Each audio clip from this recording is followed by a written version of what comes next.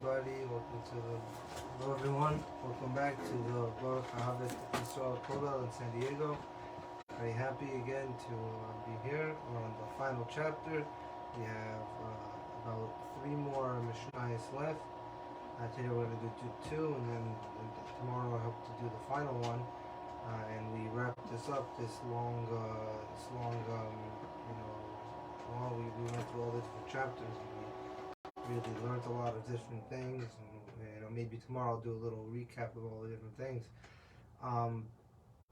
Before we start, I just want to refuah shalema for Yitzchak ben Ella, refuah shalema for my grandfather Levi Huda Levi, Leil Nishmas, for my great grandfather David Ga'cel Levi.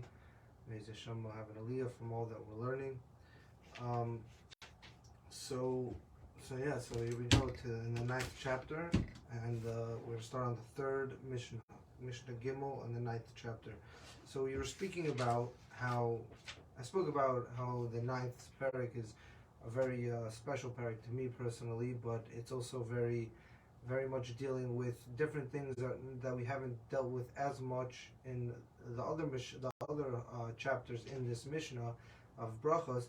The other ones are a lot of halachas. Here we're speaking, even though we speak about halachas, there's really a backdrop. There's this point that's hidden in the back of, everything is for the good, and everything we make a bracha for the good. It's really a big musar lesson in this whole chapter, and we're going to continue with this same idea with the next Mishnah.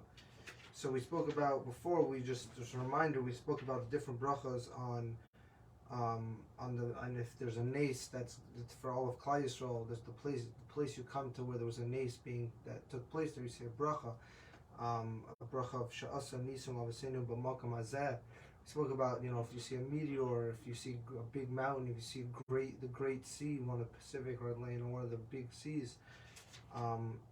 We spoke about all these different brachas that there are for these different events and different, if there's a tsunami, a hurricane, there's different brachas for those things as well. Now we're going to speak about bana bayis chadash. If somebody buys a new house, the kana kelim chadashim, it's a new house that's built, or there's new kelim, and kelim in most meanings are like literal utensils for eating, cooking, but here we're talking about them for any new thing that's bought. This is a very interesting halacha, because not many people hold that anything new you buy you have to say a bracha. So we say Amir Baruch She'achiyanu. There's a bracha of She'achiyanu that when you buy something new is a bracha that you say to Hashem that translates as who has kept us alive. So when you have a new house that's built, or you bought new things, the practical halachas we actually say shechiyanu on is some people would do it for new svarim, or new books, Jewish books they buy, or a new suit or new shoes, things that maybe you don't buy all the time.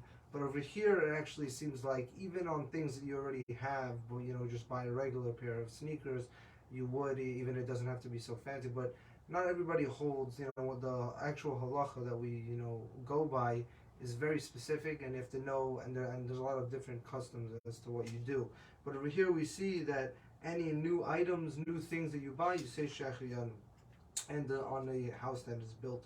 So we spoke about the other day. There's a special bracha when you hear good news, and which is Baruch HaToiva Meitiv, and there's a bracha on hearing bad news. Baruch Dain Emes. Hashem is the true judge. So now we're going to be clarifying exactly. Sometimes with good news there may come bad news. A little bit of bad news in it, or say somebody's moving to a new place, so you would say, wow, that's such amazing news, but for you it might not be. It's good news obviously, because those people are moving on to new life, doing new things, but some of it is that you're sad about it, because you may be losing a friend, so that's a case of where there's good news, say he's moving to a different city for a better job, bigger pay, but at the same time you're losing somebody close to you. So there are cases where good things happen to us or bad things happen, but there's a little bit of good news. An example for bad news would be, Chaz Shalom, you broke something, you broke your leg. Chaz Shalom, somebody breaks their leg, but it was during the COVID pandemic time. So anyways, people weren't, people were in their houses, whatever. So it's not the worst news to be, stuck away, having to stay in your house because everybody else was there anyways. There was nothing to do. There wasn't, so there's bad news with also a little bit of good to it. So just as there is a bracha, we say hatayva meitiv for the good things in life, for the good news in life. So even if that had a little bit of bad in it, you still say the bracha of hatayva meitiv, and baruch dynamis, you still say it even if there's a little bit of good in there. Just because it's a little bit of a mixture doesn't mean that it, you don't say anything or it has to only be good news. So we see again, this is what I was saying before, the backdrop of all these Mishnayos now in this 9th parak is really this idea of blessing Hashem for the good and the bad. And we were going to speak, and tomorrow is going to be the final Mishnah, and it's going to speak very, very heavily about this point. But this is just another point here, is that if it has a little bit of bad, a little bit of good, you still go with the main source of the news. What was the main point of the news that was told? If it was mainly good, then it's hatav meitiv. If it was mainly bad, it's baruch tanemes, but with a little bit of good. Okay, atzadik l'sha'aver harizay tefillah shav. So now we're speaking about if somebody calls out to Hashem, somebody prays to Hashem to change the past. Something in his past happened that he wants to retroactively change somehow. This is considered a useless prayer. It's considered, useless is another term. It's pointless. It's something that doesn't need to be asked, or you shouldn't ask of it from Hashem. There are examples. Now we're going to speak about examples. So somebody has a wife and she becomes pregnant, and she's pregnant with a child. And you daven to Hashem, you say, Hashem, I want this child to be a boy. It's pointless to daven, or when it says, I say, harizay tefillah shav. So this is a tefillah that's useless, pointless, useless, because of the fact that it's already happened. It's already there. And in the comments it says over here that yes, Hashem can change the nature of the world, the reality of the world. So davening for it doesn't mean that it's impossible, because Hashem can do anything. But it's useless in the point that Hashem works with teva. Hashem works with the nature of the world. Most things are done through nature. Nothing miraculous happens very often. Things, things. And if you really want to get philosophical, everything is really a miracle. Everything is really, special, because who's to say that, nature should even be going the way that nature goes? But in normal terms and just simple terms, the world goes according to a plan that Hashem makes. The wind blows, the sun rises, the sun sets. So because of this, if somebody's going to be davening for their wife to somehow miraculously, the child that's inside of her to become a boy or a girl, in either case, then it's something that's useless. It's a useless prayer, and we shouldn't be praying for things that already happen. Now, if it's beforehand, if the wife is not pregnant, I wouldn't see any, she hasn't even become pregnant yet, so you want a boy, you want to do whatever, gender you want. Beforehand, I don't know if it would be an issue, but it seems like if she's already pregnant, then it's a problem, because it's a useless prayer. Another example, so you're walking past the city, and you hear screams.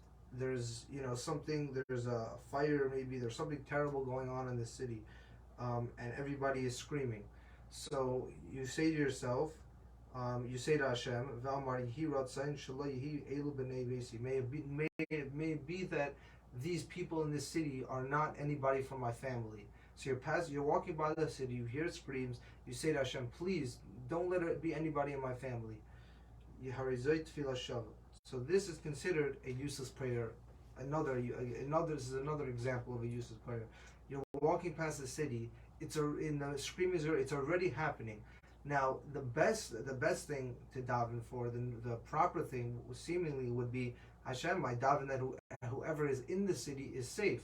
It doesn't, and you can't change who's in that city, who lives there. It's already happening. It's at this point that it's happening. So this second one I was a little confused about, because it doesn't. I mean, it seems like, there's an idea in I don't know if it's philosophy, but there's something called Schrodinger's cat, that if there's a box and you don't know what's inside of it, technically speaking, we don't know we don't know what's inside of it. So if we haven't opened it, it could be anything.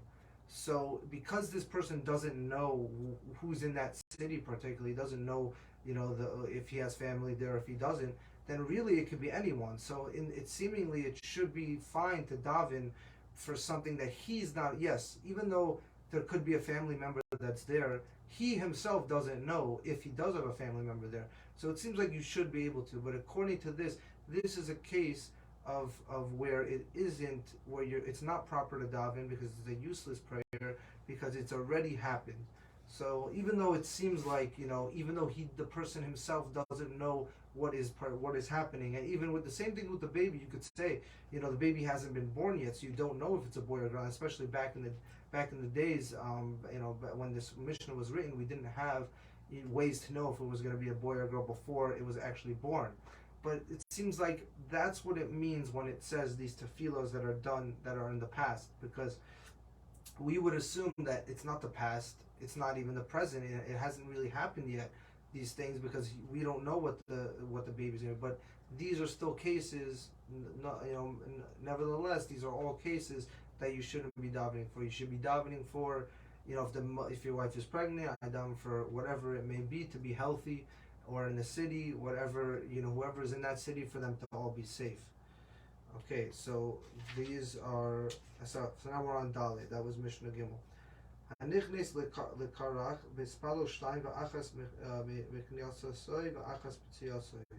So it used to be back in the day that people who went to cities, were the cities that were back then were way more corrupt as nowadays. There would be an evil conqueror, there would be a king or whatever, who would actually, if there was a visitor, somebody coming, we know a famous example is with Sodom, when they came to save Lot. It was a wicked city where they tried to to take the guys and kill them. But it used to be back then. Even, I mean, this is written much later than that story, but still far enough that back then the cities that people lived in, there were evil things that would happen to the travelers who passed through the cities.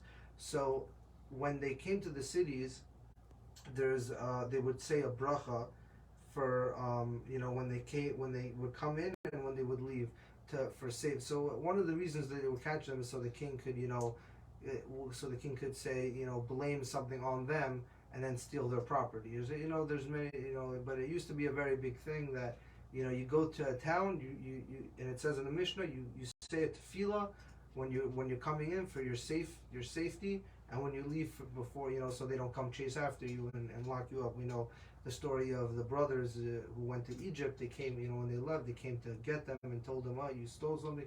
So we see that, there's cases of things happening that, you need a bracha to go when you go in the city and when you leave the city. Ben Azai Amar Arba Shtayim V'Knasasoi V'Shtayim B'Tziyasoi. So Ben Azai says you actually need 2 for coming in and 2 for going out, which is 4 altogether. So the first one said, the first opinion says that you need 2, 1 for coming in, 1 for going out, and this Ben Azai says you need 4 altogether. So Ben Azai is including another point that is he says so we should thank Hashem for the past and cry for the future. So the difference that he makes for these 2 prayers is that when we're coming into the city, we say a prayer, Hashem protect us, but then we also pray for the future, for that in a future time that Hashem should also protect us, that even when we're roaming around in the city, that it should be okay. And when we leave, we say, oh, thank you Hashem for protecting us, but then also for the future of any traveling on the way to another city, So Ben Azai has 4 altogether, and that's the Mishnah Dalid, and we have one more Mishnah until we finish, and this is again my favorite Mishnah, not just because it's the last Mishnah in Brachos, but it's really beautiful, and I'm very excited to learn it with you tomorrow. Okay, so this was very good. Thank everybody for listening. Make sure to send the share all around, and to really, if you're following, if you're only coming in now and you want to learn this, go back to the other ones and to learn it, from the beginning. And it's a beautiful thing to learn Mishnayos, and very happy that we're almost done, almost really, going to be able to celebrate. And thanks everybody listening. Make sure to go to nesatorah.org and to learn from the shiurim and to spread the shiurim. Thank you everybody, and have a great day.